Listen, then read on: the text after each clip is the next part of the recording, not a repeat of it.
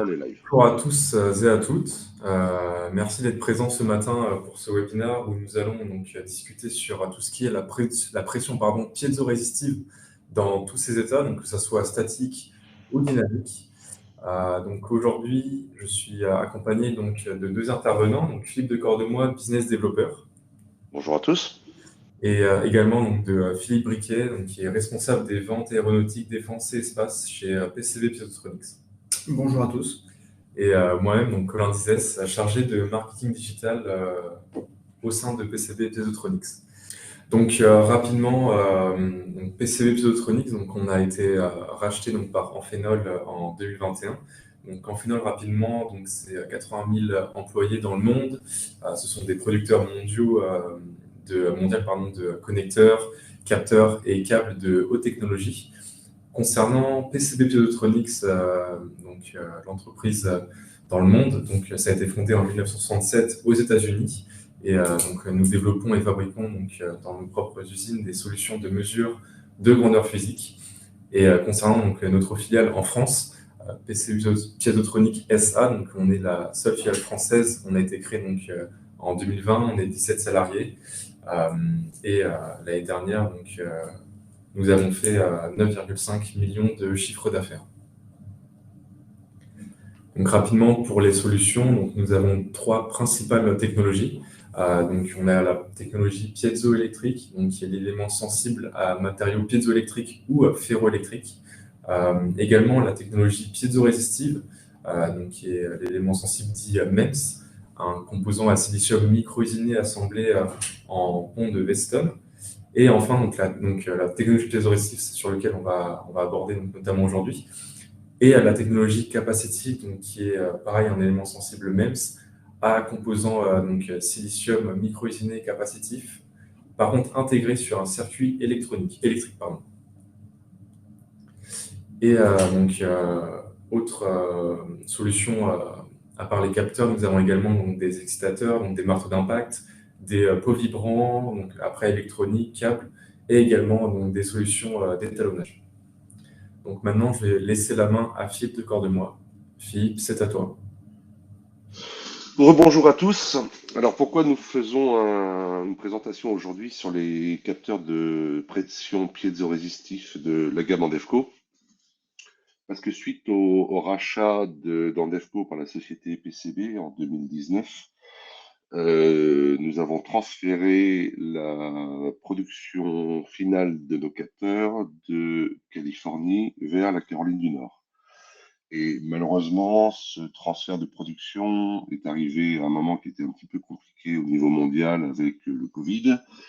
Et pendant les 2 années ou les 3 années qui ont suivi, on a été confronté à des sérieux problèmes de production, que ce soit sur notre capacité à sortir des capteurs conformes, nos délais, la fiabilité de nos capteurs. Comme vous le verrez un petit peu plus tard dans la présentation, ces capteurs sont miniatures et assembler un élément silicium MEMS dans un boîtier qui fait quelques millimètres de diamètre n'est pas une tâche aisée. Donc pendant 3 ans, on a été confronté à des réels soucis de production et on a décidé de ne pas réellement faire la promotion de ces capteurs-là juste parce que la production n'était pas en mesure de suivre et de livrer des produits conformes dans des délais raisonnables.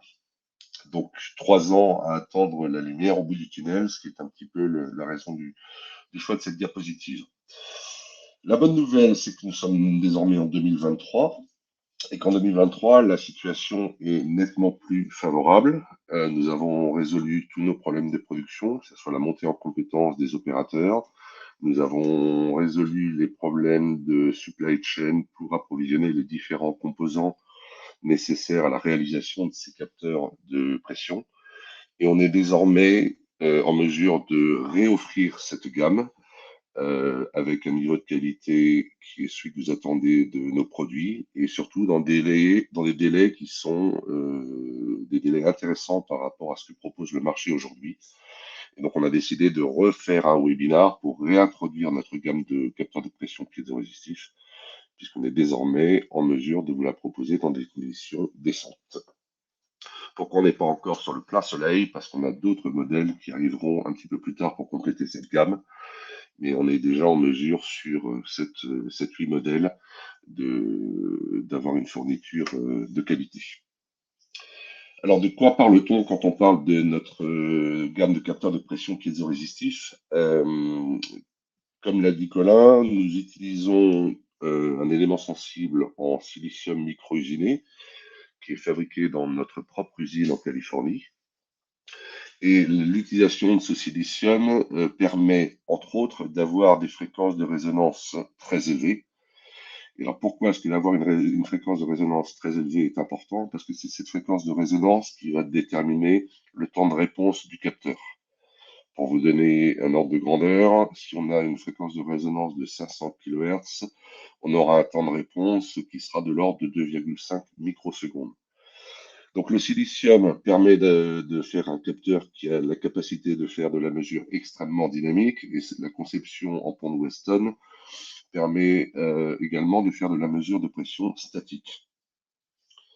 Nos capteurs ont par contre la particularité d'exposer directement la membrane au silicium au média. Il n'y a pas d'isolant entre le média et le silicium, ce qui limite la compatibilité de nos capteurs avec l'environnement. Ce sont des capteurs qui ont été conçus pour fonctionner dans des gaz non corrosifs, mais qui ont un certain nombre de limitations dans l'utilisation de fluides. Par exemple, ces capteurs ne sont pas faits pour être utilisés de manière prolongée dans l'eau. Vous pouvez l'utiliser dans l'eau, mais l'eau va finir par imprégner la membrane en silicium et le capteur va perdre ses caractéristiques. La bonne nouvelle, c'est que si vous séchez le capteur, l'eau va s'évaporer et quitter le silicium et vous allez retrouver un capteur conforme, donc vous n'allez pas détruire le capteur. Par contre, ça ne permet pas une utilisation prolongée dans l'eau. Donc la première limitation des capteurs, c'est bien de vérifier la compatibilité du média et de s'assurer que le média ne va pas venir soit attaquer, soit imbiber la membrane en silicium. L'utilisation de l'élément sensible, même silicium, permet une conception ultra miniature. Donc ce sont des capteurs de très petite dimension. On a un design spécifique de la membrane que vous voyez représenté en haut à droite, où on vient concentrer les efforts en 2 points, ce qui nous permet d'avoir une bonne sensibilité et un signal de sortie relativement important pour un capteur qui est non amplifié. On a une gamme de température que l'on couvre entre -54 et plus 121 degrés. Et donc, on a cette capacité de faire la mesure à la fois statique et ou dynamique, ce qui est un apport intéressant à la gamme des capteurs de pression piézoélectrique PCB, où on mesure principalement du dynamique. Vous voyez en coupe la représentation d'un capteur avec l'élément sensible donc à l'avant, exposé aux médias, derrière un substrat sur lequel il y a différents composants électroniques, dont une compensation en température, un boîtier, un tube d'égalisation en pression lorsqu'on n'est pas sur un capteur absolu, et la sortie conducteur du capteur. Là, je laisse passer là. Voilà. Donc, comment sont conçus nos capteurs? Vous avez un boîtier qui est en acier inoxydable, vous avez une étanchéité qui est assurée par de l'époxy, la fameuse membrane exposée aux médias, qui peut être protégée par une grille, qui peut également être protégée par des gels ou des graisses qui seront appliquées entre la grille et la membrane, et cette application sera faite en usine. Ce gel ou cette graisse ne représente pas un isolant. Je vous ai dit tout à l'heure que la membrane était directement exposée. Ces protections que l'on vient disposer entre la grille et la membrane sont des protections qu'on va considérer comme temporaires pour minimiser des effets sur la membrane. Ça ne constitue pas un isolant et ça ne change pas la compatibilité restreinte du capteur avec les fluides. Ensuite, vous avez une liaison qui est faite entre l'élément sensible et le PCB derrière, qui est fait par fil soudé. Et je rappelle donc qu'on est sur un élément sensible MEMS dans lequel on est venu micro-usiner les jauges de contrainte qui sont montées en pont de Weston. Donc on est sur un circuit passif. C'est-à-dire qu'on est sur un circuit qui ne génère pas de bruit en tant que tel. Le bruit viendra de l'électronique de conditionnement qui sera derrière. Et on a, en plus de ces circuits passifs, la compensation en température qui est analogique, qui est faite à partir d'ABAC qui sont faits lors de la production du capteur. Donc voilà pour la conception du capteur. On a deux grandes familles de capteurs, soit des capteurs de pression absolue, soit de pression relative. Donc la principale différence, c'est que sur un capteur absolu, vous avez la référence de pression, qui sera le volume à l'arrière de l'élément sensible, qui sera soudé au vide. Et donc, lorsque vous allez exposer ce capteur au vide, ben, vous aurez vide des deux côtés de la membrane, et donc vous aurez une pression qui sera zéro. Si par contre vous exposez votre capteur à la pression atmosphérique, ben, vous mesurez exactement la pression atmosphérique, puisque la référence qui est soudée derrière, c'est le vide. Les capteurs de pression absolue sont à favoriser sur les faibles étendues de mesure où ils auront une meilleure précision qu'un capteur relatif.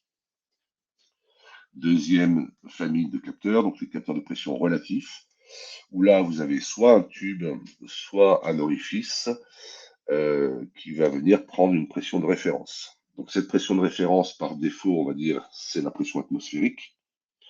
Et donc, bah, à l'inverse, lorsque vous exposerez le capteur de pression vide, vous mesurez moins la pression atmosphérique. Lorsque vous l'exposerez à la pression atmosphérique, vous mesurez zéro. J'ai dit la pression atmosphérique par défaut, parce que rien n'empêche, notamment sur le tube d'égalisation de pression, de venir appliquer une autre pression de référence. Donc, on peut imaginer qu'un capteur de pression relatif soit utilisé un petit peu comme un capteur de pression différentielle, où on vient monter le capteur sur une ligne haute pression par sa référence de pression, et où on va venir mesurer de faibles variations autour de cette haute pression. Les fiches techniques des capteurs de pression relatifs préciseront la surpression que vous pouvez appliquer côté membrane, mais également côté égalisation en pression. Donc évidemment, il faut vérifier à ce que lorsque vous mettez un capteur avec une faible étendue de mesure sur une ligne haute pression, la haute pression soit appliquée simultanément de part et d'autre pour ne pas créer une pression excessive au niveau de la membrane. Je souhaite aussi revenir sur la partie via un tube ou un orifice. Donc en standard, le capteur de pression relatif aura sa sortie câble et un tube qui permettra d'aller prendre la pression de référence. Parmi les options que nous proposons et dont on discutera un petit peu plus tard, vous avez la capacité d'avoir un capteur avec un connecteur intégré et donc un câble qui va être détachable.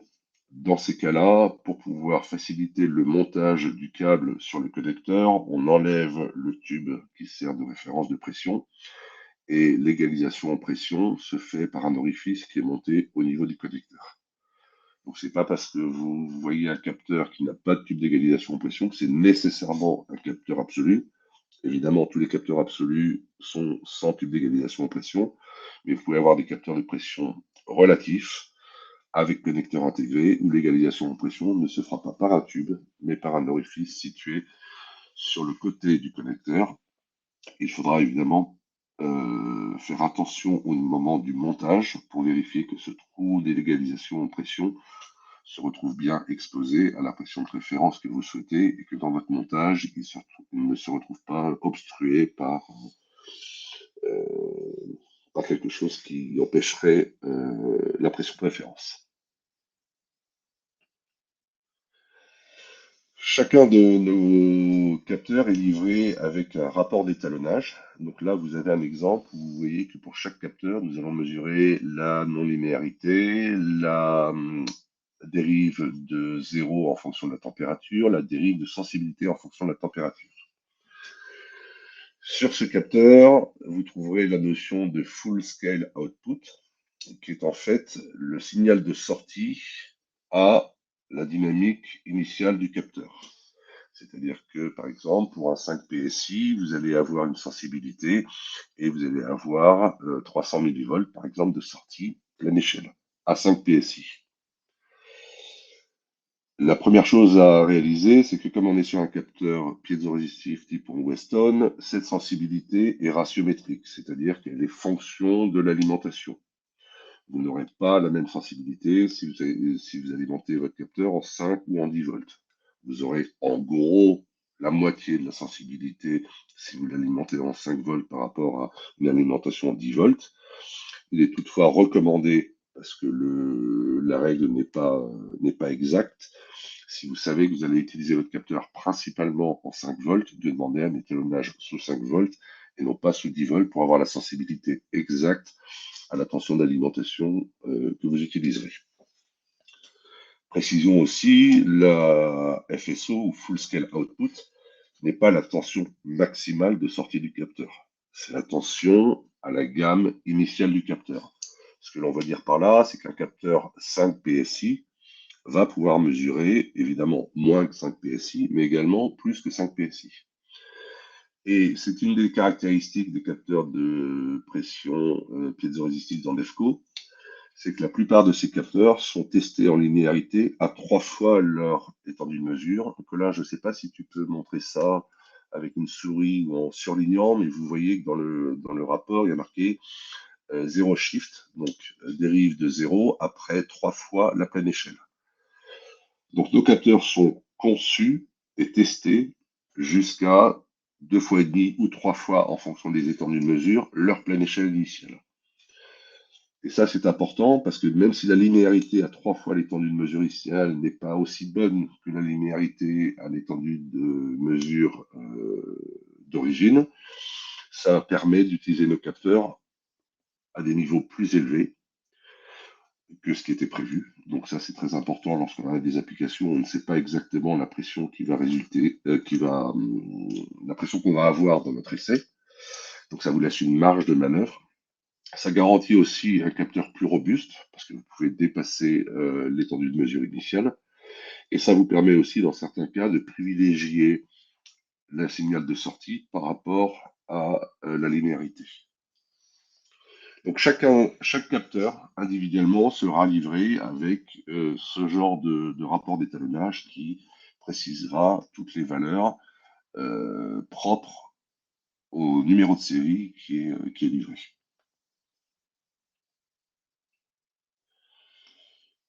On revient sur les différentes options. Donc là, par exemple, vous avez un 8530C avec cette fameuse option connecteur intégré.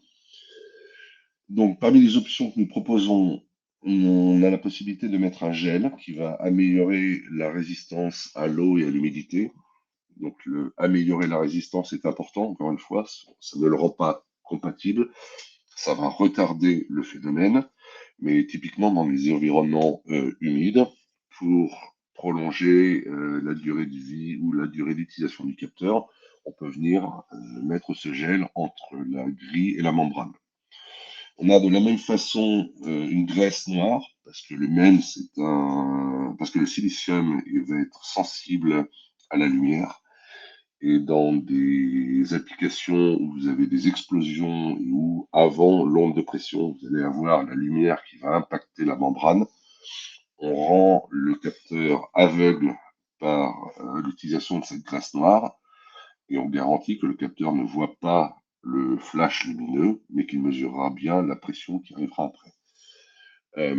Donc ces deux options-là sont des options qui peuvent être commandées au départ avec le capteur et réalisées en usine. Ensuite, on a différents types de grilles. Vous voyez une grille dite A, où on a un certain nombre de rectangles qui vont être face à l'élément sensible, et à l'inverse, une grille dite B, où on va avoir tout un tas d'orifices circulaires qui seront plus sur la périphérie. Ça ne modifie pas les réponses en fréquence des capteurs, ça permet juste de réduire le risque que dans des applications où vous pouvez avoir des débris, il y ait un impact de débris sur la membrane en silicium. Ensuite, la fameuse sortie collecteur dont on a parlé tout à l'heure, qui, sur les capteurs de pression relatifs, se traduira par l'utilisation d'un trou sur le connecteur pour l'égalisation de pression. Différents types de joints, et notamment l'utilisation du fluorosilicone pour des applications en très basse température, pour garantir que sur des températures négatives, on garde une bonne étanchéité, on change la nature du joint. Et sur un capteur plat, l'utilisation d'un disque pour pouvoir monter le capteur sans perturber les écoulements d'air, et ça c'est principalement pour tout ce qui est application aérodynamique.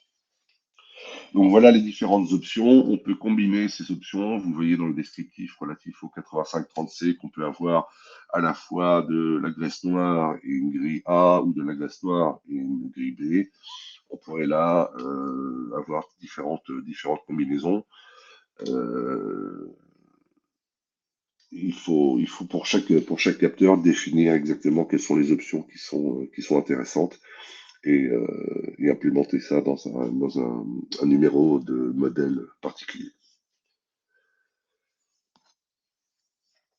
Alors, quels sont les capteurs que nous sommes aujourd'hui en mesure de proposer dans des délais raisonnables, voire courts comparé à ce qui se pratique sur le marché?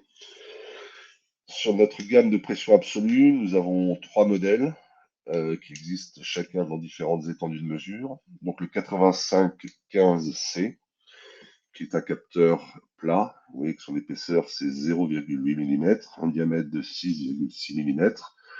On couvre des étendues de mesure pleine échelle qui vont de 1 à 3,4 bars. Donc ça, ce sont les étendues de mesure initiales. On peut évidemment utiliser la linéarité à 3 fois l'étendue de mesure pour pouvoir mesurer plus que ça.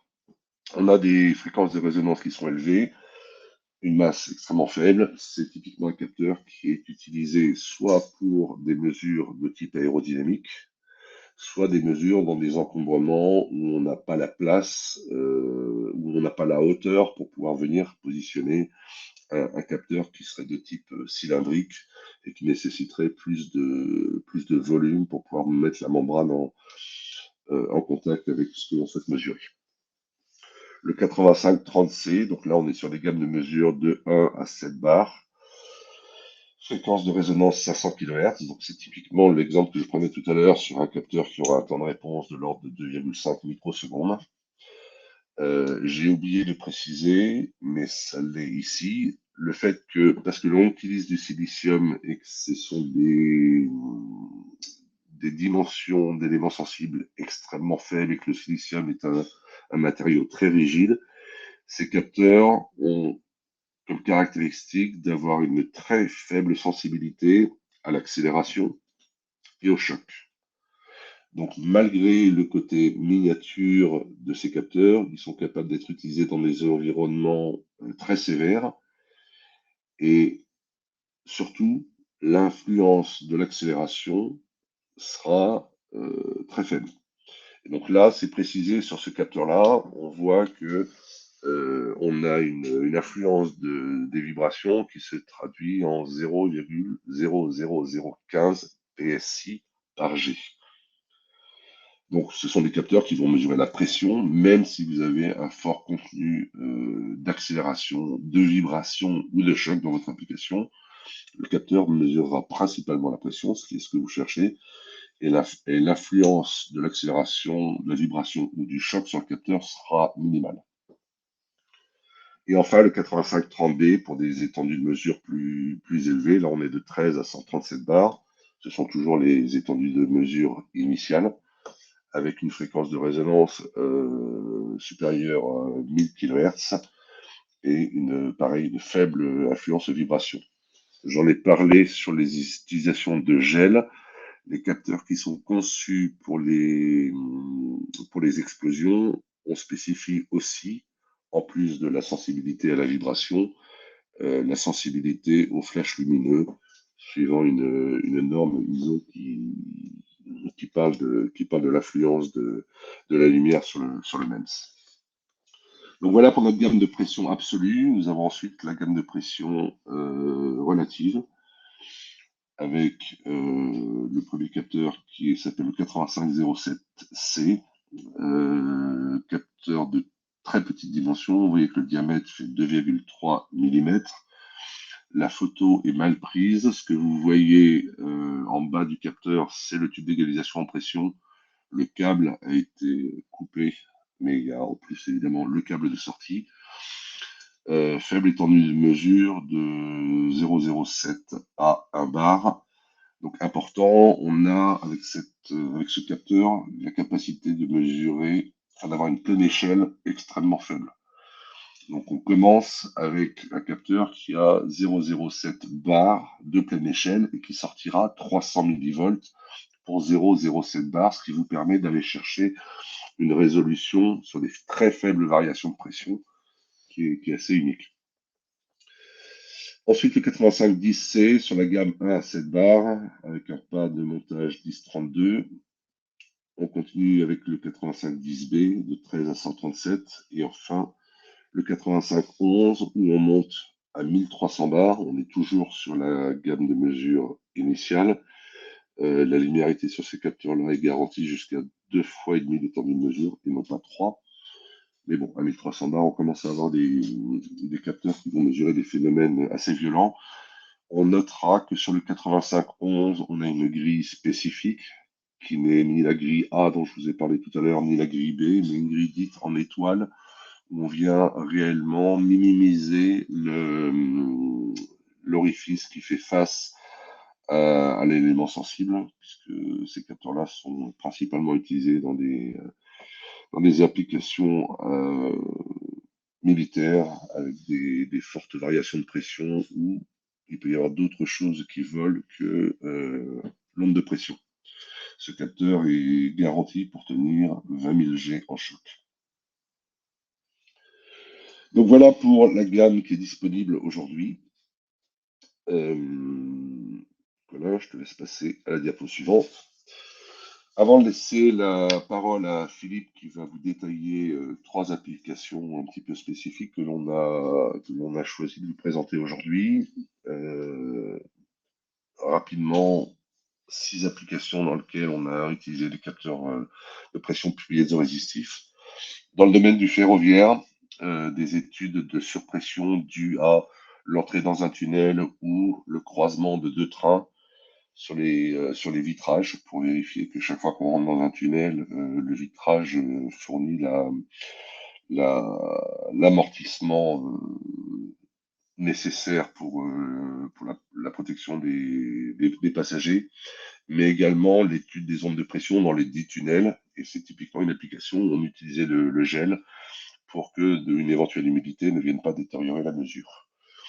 La deuxième, c'est dans le domaine des instruments de musique, où le côté miniature des capteurs en DEFCO a permis de faire de l'instrumentation. Là, je crois qu'il s'agit d'une orange de clarinette. Tout ce qui est explosion, mesure de souffle, et notamment dans le domaine militaire, où la capacité d'avoir des temps de réponse très courts, d'être robuste, miniature, et relativement insensible aux accélérations, rend ces capteurs particulièrement adaptés. Mesure de pression aérodynamique, que ce soit en soufflerie ou en conditions réelles. Le hublot, c'est de la mesure de fuite. C'était pas sur un hublot, c'était sur une portière, mais un fabricant souhaitait instrumenter un joint pour vérifier que le joint faisait bien son effet, qu'il n'y avait pas de fuite pendant le vol. La porte d'un avion est soumise à des chocs chaque fois qu'elle est ouverte, fermée, et il fallait un capteur de petite dimension. Ils ont choisi un capteur en DEFCO. Et enfin, tout ce qui est étude dans le domaine automobile de déploiement d'airbags, où là, on ne cherche pas à mesurer uniquement l'aspect dynamique, c'est-à-dire le gonflage extrêmement rapide de l'airbag, mais sa capacité à se dégonfler de manière à amortir le déplacement de la tête d'un passager ou du corps d'un passager. et où là, les capteurs sont soumis à rude épreuve et où cette capacité à mesurer à la fois la statique et le dynamique est primordiale pour pouvoir faire la mise au point d'air. Voilà. Philippe, alors Philippe, en remplace un autre, je te laisse la main pour les 3 applications. Donc, merci Philippe de cette présentation de la gamme et des intérêts technologiques des capteurs de pression en DEFCO. Moi, je vais maintenant vous illustrer ce que vous a dit Philippe de Cordemois par 3 applications et faire un focus sur ces 3 applications dans 3 domaines différents. La première application sur laquelle je vais m'attarder un petit peu, c'est une application qui a été mise en œuvre par l'université Aix-Marseille, qui est une mesure de pression résiduelle à l'intérieur d'une cavité. Vous avez sur le rond à droite de votre diapo une photo de l'application sur lequel il y a un tube à choc qui est horizontal, qui va donc générer une onde de choc. Et l'objet de cette application était de regarder le déploiement de l'onde de choc sur une cavité située juste en dessous du tube à choc, une cavité carrée. Lorsque l'onde de choc sort, se déploie en tout cas du tube à choc, l'objectif c'est de mesurer la pression dans la cavité, regarder un petit peu le comportement de cette onde de choc à l'intérieur de cette cavité avec différents types de cavités. Pour cette application, le client utilisait des capteurs de pression piézoélectrique. C'est ce que vous voyez en noir, qui donnait des signaux qui n'étaient pas forcément en phase avec ce qu'il souhaitait mesurer. En fait, ce que vous voyez dans la diapo, vous avez en noir un capteur de pression piézoélectrique qui mesure une pression. Et voilà, cette pression, enfin, le signal que vous voyez ici ne correspondait pas à l'application réelle. Le fait est, c'est que ce qu'il souhaitait mesurer le client, c'est la première bosse en rouge que vous voyez. Je ne sais pas si on peut la pointer. Si j'ai la souhaité. Voilà, qu'on pouvait pointer sur en tout cas, voilà, la petite bosse en rouge correspondait à la pression qui s'applique sur la cavité. En fait, ce que vous voyez, c'est que les capteurs de pression piézoélectrique qu'utilisait le client, en fait, mesuraient certes un petit peu de signal, mais après le phénomène, vous avez des grosses oscillations qui correspondent au choc ou en tout cas l'accélération générée par le tube à choc. Et le capteur de pression piézoélectrique mesurait un peu les deux, une mesure de pression et derrière tout un tas d'oscillations qui rendaient un signal assez peu propre. À l'inverse, donc le client nous a challengé en demandant si on pouvait lui trouver une solution avec un signal beaucoup plus propre. Donc c'est ce qu'on a proposé avec le capteur de pression piézoélectrique en DEFCO. Et là, vous voyez un signal extrêmement propre. Donc avant cette petite bosse, vous avez un signal qui est assez peu parasité, contrairement au piézoélectrique où là, en fait, on voit déjà des oscillations générées par le déplacement de l'onde de choc sur le tube à choc qui génère des vibrations sur la cavité. Vous avez ensuite la belle bosse rouge mesurée par la pression et ensuite le capteur de pression propose un signal propre sans aucune oscillation derrière, simplement parce qu'on est sur un capteur qui a une très bonne compensation en accélération. Donc, juste avant j'aurais dû commencer par là. Ce que vous voyez à droite, vous avez 3 photos qui montrent en fait le phénomène tel que, c'est-à-dire vous voyez un peu un halo blanc qui a été mesuré par caméra rapide, qui correspond au déploiement de l'onde de choc dans la cavité. Et c'est ce qu'on mesure avec les capteurs de pression. L'intérêt d'avoir proposé donc le 8507 aux clients et les mesures qu'ils font, c'est en fait ce qu'on voit bien, c'est que les mesures avec ces capteurs de pression piézorésistives sont assez propres parce que c'est des capteurs qui sont assez peu sensibles à l'accélération et aux vibrations générées par le tube à choc. D'où la pertinence de ces capteurs de pression. Au-delà de ça, le 8507, je ne sais pas si vous vous souvenez dans la présentation de la gamme que vous a fait Philippe Decor de moi, c'est un capteur qui est extrêmement fin, qui fait 2,3 mm d'arête. On l'a mis en affleurant, vous le voyez juste derrière avec sur les photos, sur les 3 photos, vous voyez derrière la cavité donc un bout de capteur et puis le câble qui sort. Donc ces capteurs ont été mis en affleurant, ils ont réellement mesuré uniquement l'impact de l'onde de choc sur ces capteurs. Donc l'intérêt de ces capteurs, c'est qu'on a un très bon rapport signal sur bruit, hein, vous voyez quelque chose de plat, très peu sensible à l'accélération et capteurs relativement fins qui donc ne viennent pas parasiter ou en tout cas sont assez transparents, enfin ne viennent pas quand je dis parasiter, influencer le déploiement de l'onde de choc. Juste donc, rajouter un point, Philippe, sur cet aspect-là. On s'aperçoit que l'amplitude du signal est relativement faible sur le capteur en DEFCO. En fait, le client avait dimensionné le capteur par rapport au résultat qu'il avait obtenu. Et on s'aperçoit qu'en fait, le phénomène qu'il souhaite mesurer est, en termes de dynamique, beaucoup plus faible que ce pourquoi il avait dimensionné son capteur. Et donc, l'étape d'après, c'est de réduire, de refaire des essais avec un capteur qui aura une dynamique plus faible pour espérer encore gagner en résolution au niveau de la mesure, puisque ce qu'on souhaite mesurer, en fait, c'est, comme l'a dit Philippe, c'est la toute petite bosse avant et non pas les grosses amplitudes après, qui ne sont pas liées à la pression, mais au phénomène vibratoire. Okay, merci de ton complément d'information sur cette application. Donc on peut passer à l'application suivante qui est plutôt dans le domaine automobile. Donc mesure de pression dans un environnement de type crash test fait par un constructeur automobile.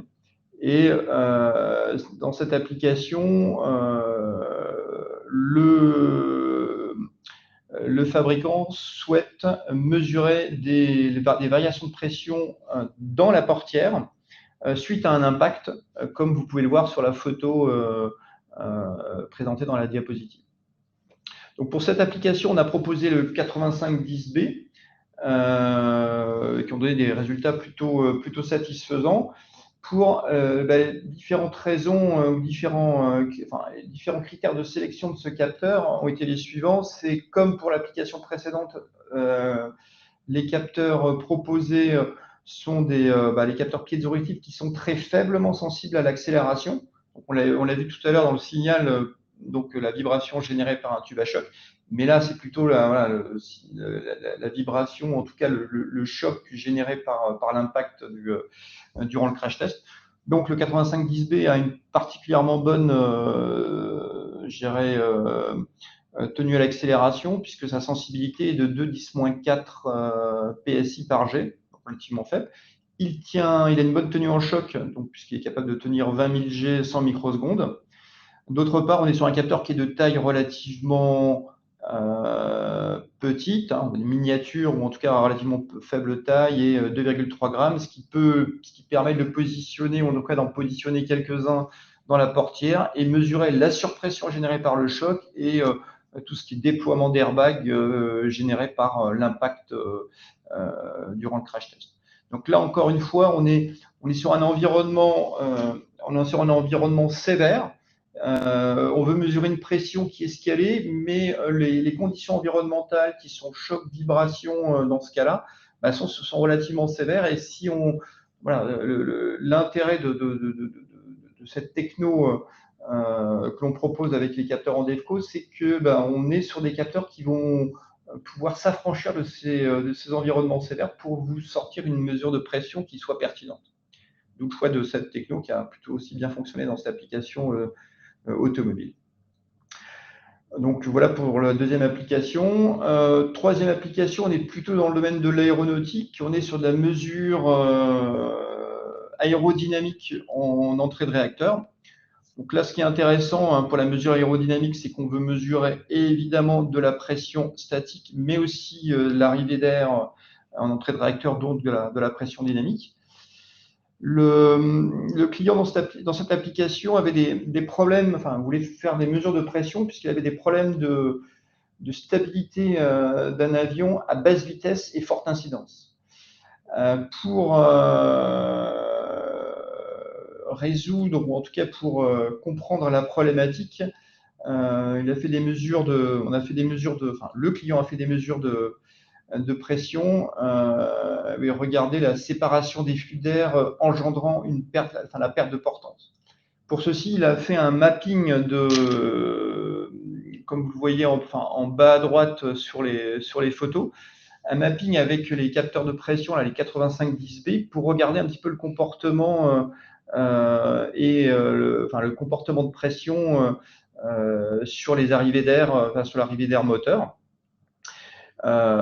Pourquoi le choix de ce capteur de pression, c'est que là aussi on est dans un environnement sévère puisque en fait vous allez avoir différentes altitudes, donc différentes températures. On est sur des capteurs qui ont une amplitude de température, de fonctionnement en température qui est large, hein, puisqu'ils vont travailler de moins 54 à plus 121 degrés, ce qui va permettre de faire des essais à différents types d'altitudes. Sur un avion de chasse, on est dans un environnement qui vibre pas mal, donc là aussi important d'avoir un capteur qui soit très faiblement sensible à la vibration et à l'accélération. Et voilà, les capteurs de pression, même piézoréactifs, sont relativement petits, donc le client a pu faire un mapping en mettant tout un tas de capteurs à différents endroits pertinents pour pouvoir faire une cartographie et résoudre ces problèmes. D'où le choix du 8510B. Après, le résultat de ces manips, ça a été, le client s'est rendu compte qu'il avait des problèmes d'arrivée d'air et donc il a créé une prise d'air supplémentaire sur le réacteur pour résoudre ces problématiques de stabilité à basse vitesse et forte incidence sur ces avions. Donc voilà, ça c'est un autre cas assez particulier, mais qui illustre bien que les capteurs de pression qu'on vous propose sont plutôt pertinents dans des environnements assez sévères, quand je dis assez sévères, où les conditions environnementales sont assez sévères. Ces trois cas sont plutôt assez pertinents en tout cas, illustrent bien ces cas d'application. Toujours étant sur ces capteurs qu'on a proposés, on est au jour d'aujourd'hui sur des délais qui sont relativement raisonnables, voire assez courts par rapport à ce qu'on est capable de faire, par rapport à ce qui se fait sur le marché, donc ce qui rend là aussi un intérêt sur ces produits. Donc voilà pour ces applications. J'en ai terminé sur les trois focus du jour. On peut passer à la diapo suivante, Colin, s'il te plaît. Merci Philippe. Donc, petit aparté avant de passer à la diapo pour les questions si vous en avez. Donc, nous faisons une tournée des régions, donc fin mars à début avril. Donc, on a 4 dates qui sont donc le lundi 27 mars pour Bordeaux, Toulouse le 28 mars, 29 mars à Marseille et enfin, donc, on finira par Bourges le 6 avril. Et donc, à chaque fois, donc, ça sera une journée où le matin, donc, nous présenterons différentes applications, donc que ce soit pression ou vibration par exemple, et l'après-midi, en fait, il y aura donc des démonstrations, par exemple, pour des solutions ou des systèmes d'étalonnage. Et évidemment, donc, le midi, si vous le souhaitez, il y aura donc un buffet proposé pour attendre, si vous êtes là le matin, vous pouvez venir donc soit le matin évidemment, soit l'après-midi, ou alors les deux. Donc, on a déjà un formulaire donc, qui est sur notre site où vous pouvez vous inscrire. Donc, si vous le souhaitez, je peux vous l'envoyer sur le chat. Et voilà, donc Philippe, si vous avez donc des choses à rajouter, n'hésitez pas. Je vais juste rajouter un point, Colin, par rapport à l'annonce que tu viens de faire. Donc, effectivement, nous allons en région et en tout cas, on a dans un premier temps sélectionné 4 villes avec des dates précises.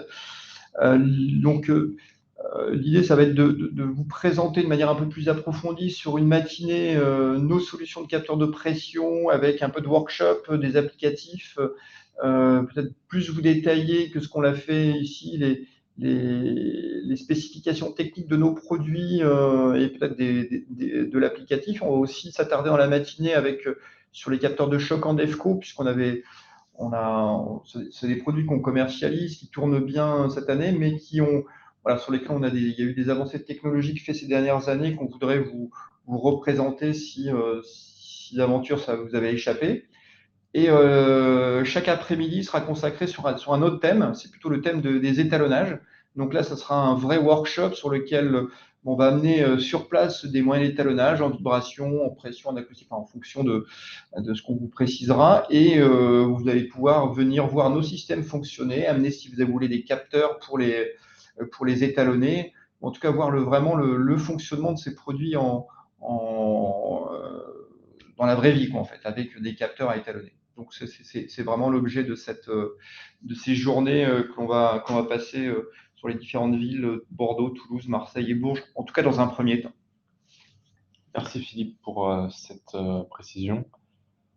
Donc voilà, donc nous avons fini donc, ce webinaire sur la pression piézoresistive. Donc si vous avez des questions, n'hésitez pas en tout cas à nous écrire sur le chat. Donc Philippe et Philippe seront très contents de répondre à ces questions. Donc sinon, comme je le disais, si vous êtes intéressé, n'hésitez pas à me le dire dans le chat et dans ces cas-là, je vous enverrai donc le lien pour l'inscription donc à cet événement.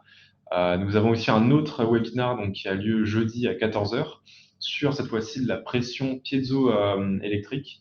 Donc si vous êtes intéressé, n'hésitez pas à vous inscrire. Je vois qu'il y a donc... OK. Donc voilà, donc si vous avez des questions, n'hésitez pas, et sinon, on vous laisse pour cette belle journée.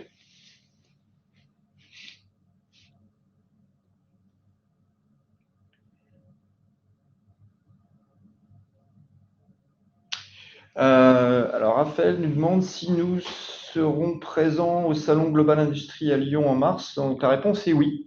Oui, PCB Mésotronique aura un stand et nous serons bien présents pour cette occasion.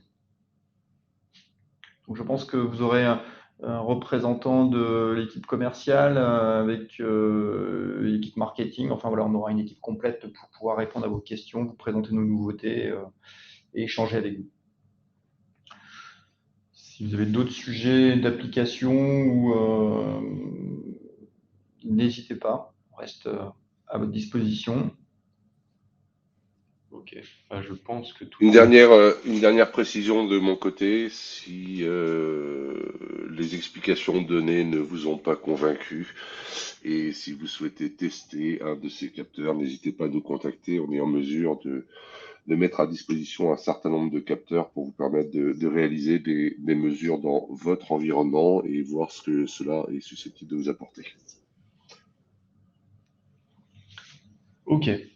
Eh bien, je pense que il n'y a pas d'autres questions. Dans ces cas-là, on vous souhaite ça donc tous et toutes une très bonne journée. On espère que ce webinaire vous a plu. Et puis, si vous êtes présent jeudi, n'hésitez pas à venir nous voir à 14 h.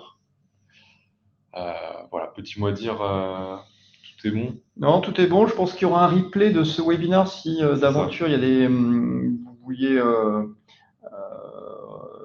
j'irai repasser quelques explications que l'on vous a faites. N'hésitez pas, sur notre chaîne YouTube, vous aurez accès au replay de ce webinaire. Et merci pour tous vos merci, parce que ça pleut sur le chat. Et ça fait plaisir. En tout cas, merci beaucoup de votre présence à tous, et puis à toutes et à tous, et puis à très bientôt. Au revoir. Merci beaucoup, au revoir.